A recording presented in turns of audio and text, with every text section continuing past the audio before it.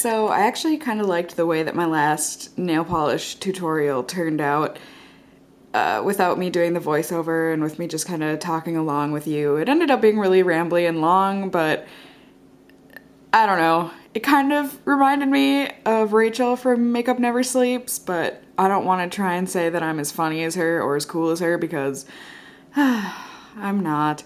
So yeah, I just thought I'd do it again, and this is going to be a much quicker tutorial than the last one. I think that last one ended up being like 16 minutes long, and I edited quite a bit out of there. I talked a lot longer than that, but that's just my personality. I hope you don't mind. So here we go in order of their appearance as usual.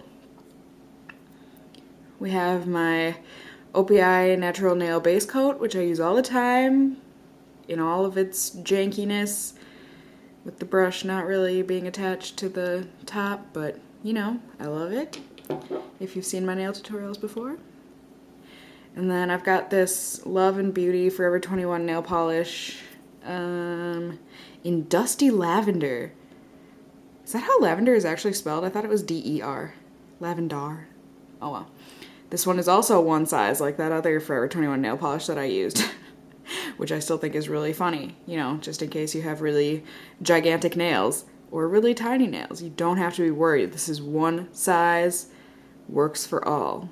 So there's a cheapo, but it's a really pretty lilac-y purple. I'm just kind of sticking with pastels for this tutorial, so you don't have to use this purple, this green, this orangey pink. You can be creative. I just think with watercolors, pastels are typically what people think of. So, and then this is Zoya. Is that how you pronounce it? Zoya. I don't know.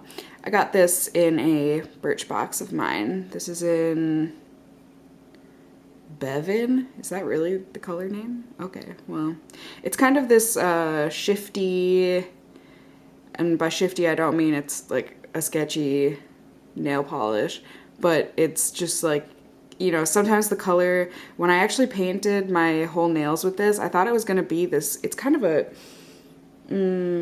gray-green muck color in real life. Not Muck the Pokemon, he was purple.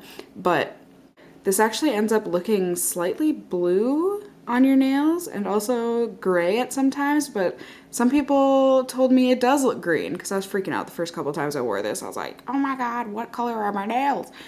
And people told me, don't worry, they look green, so yeah.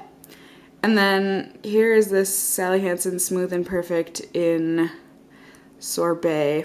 I hate this nail polish. It is so gross. You'll see when I'm using it. It's really goopy and gel-like, and it's not that opaque, so it's really hard to get it to look opaque without looking gunky on your nails because you have to apply like 20 coats, and it peels off really easy. It sucks.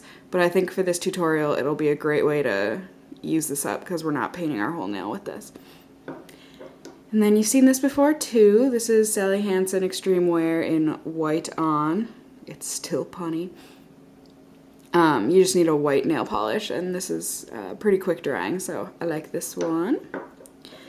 And then also the one you see every single time, this Sally Hansen Insta Dry, blah, blah, blah, blah, blah. It dries quick, it prevents chips, kind of, so it works.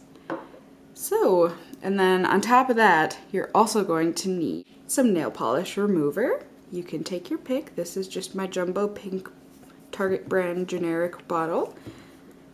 I don't care if you want to use expensive stuff, that's fine, but I like to save some money. Some Q-tips. I always grab 5 because since they're double-ended, you basically get 1 Q-tip end per nail. Since I have 10 fingers, if you have less than 10 or more than 10, you can adjust the amount of Q-tips to your level of need. And some cling wrap, saran wrap, whatever you want to call it. You can get a generic brand. I really don't care. This is just what, you know, my mom has at home here, so that's what I'm using. Alright, so to start off, we're not doing anything unusual. I'm doing my typical rolling the base coat between my hands so we can prevent bubbles, and here's the appearance of my janky brush, as always, and we're just gonna paint on a base coat. And just so you know, unlike my last one, I don't think you need long nails to do this tutorial. I think it would look cute with short nails as well. I'm just really happy that I'm almost done with my dishwashing job, so I've been growing my nails out now that I don't really have to worry about breaking them all the time, because I am slightly notorious for doing crazy, ridiculous rhinestone paintings type things on my nails, and so I like to have them longer so that I have a canvas. But like I said, I think this would look really cute on short nails too, so don't worry about the length.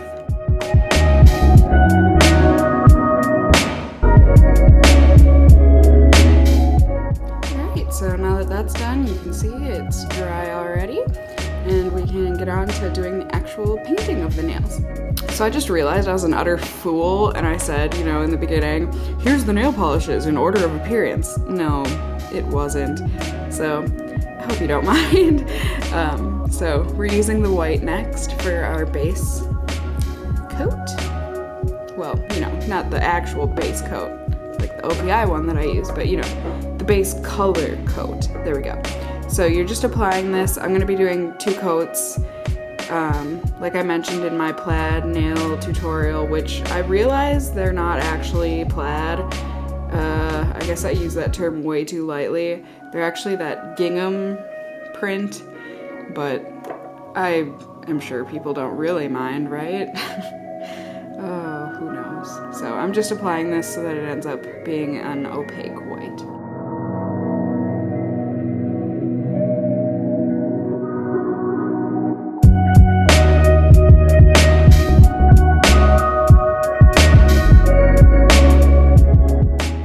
And then just another tip, if you have older nail polishes, I recommend, you know, they get a little gloopy and whatnot, so either between hands or between coats, which is what I'm doing right now, just reshake up the bottle and it'll kind of get rid of that gunkiness and make it a little bit more liquidy like it should be.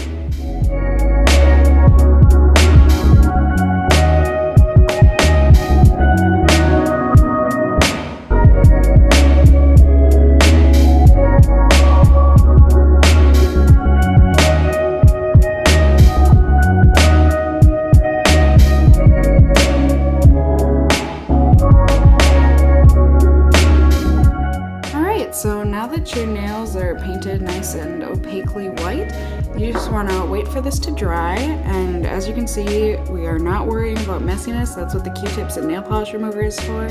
So just let this dry, don't clean it up quite yet because the next part's going to be really messy as well, and I will see you, well, in a couple seconds on YouTube land. So now we are on to the fun part of the tutorial here. My nails are dry for the most part. And you just want to prep having some of your saran wrap already ripped off. It does not have to be a big piece, just a little tiny chunk like this. You don't want to waste all of your mom's saran wrap. And then also just have your 3 colors all ready to go. And all we're really doing with this tutorial, pardon me while I shake these up, but we're just creating a marbled effect. And like I said earlier, since these are pastels, people equate them with watercolors. And I saw a picture of this on Pinterest. I didn't see a tutorial, so I'm not sure if those are already out there. But I knew exactly how to do this because, if you don't know, I have my bachelor's degree in studio art, and I'm going to get my master's in drawing and painting. And so, you know, I guess I've had my fair share of watercolor classes. And so I knew exactly how they did this, because I did a very similar thing in one of my beginning watercolor classes. So all we're gonna do, I guess you should have all the lids unscrewed here just so they're easy access. And the best part about this tutorial is gonna be that you don't have to be perfect. It's actually better when you don't have it all meticulously planned and whatnot. And all you're doing is you're taking one of your colors and you're just gonna put some dots randomly on your nail.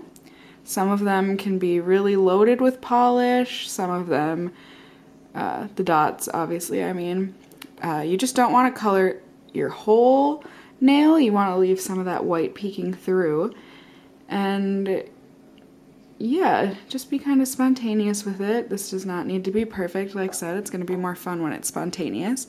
And then all you're gonna do while it's still wet here is to put the saran wrap on top of it and smush. So, see, this is fun, right? Right? I think it's fun. So that's all we're doing. And you don't want to let this dry too long on there, else you're going to have this weird saran wrap texture on your nails. And that's what you're left with. Isn't that cool? I think it is. Hopefully you do too. So you're just going to redo this. There you go, if you want to see that close up. So you're just going to redo this process on all of your nails. It's going to be very, very easy. And if you ever have like extra runoff, you can just kind of clean that up before it dries like that. I'll show you one more nail and then the rest I'll speed up so you don't have to listen to me babble too much longer.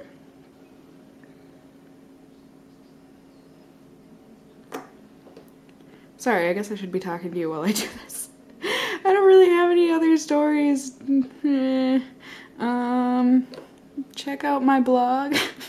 I got a picture up of my kitty cat that I'm adopting, I guess. And I get to pick him up in a month now. I'm so excited. So if you want to see a picture of him, his name is Galileo. And I can't wait to take him home with me. He's such a sweetheart. Oh man, I'm such a cat lover. Alright. Did you see how that was done? So easy. And then you just peel off. And that's kind of the beauty of this too, is that each of the nails doesn't look the same. And that's just fun. You know, it's gonna be unique and you can't ever recreate this. So it's gonna be your own no matter what you do. So, all right, I'm gonna finish this up here.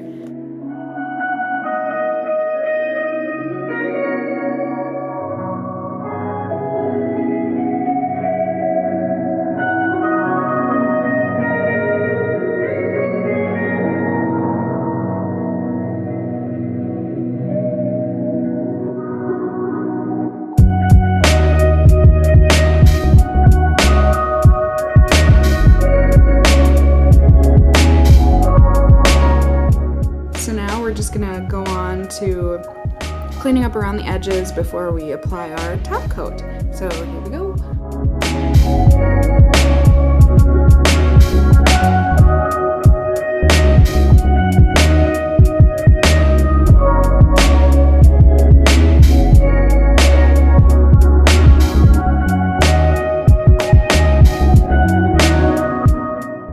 This all cleaned up for the most part, and now you're just going to want to wait until this is dry and then we can put a top coat on and be done with it.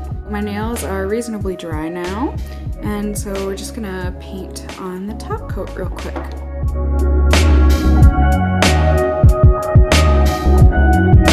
And ta-da! Here we have it! We've got these really great pastel, marbled, watercolor, whatever you want to call them, nails. I think they're so cute, they look really creative, and they're really easy to do. You really can't mess these up. So I would love to see if you give these a try for yourself. Leave me a comment with a link below or a picture to a blog or a video response. I'd love to see them. I'd love to see you try this out and what you come up with. So I will hopefully see you all next time with a more fashion related video, and I will talk to you all soon. Bye!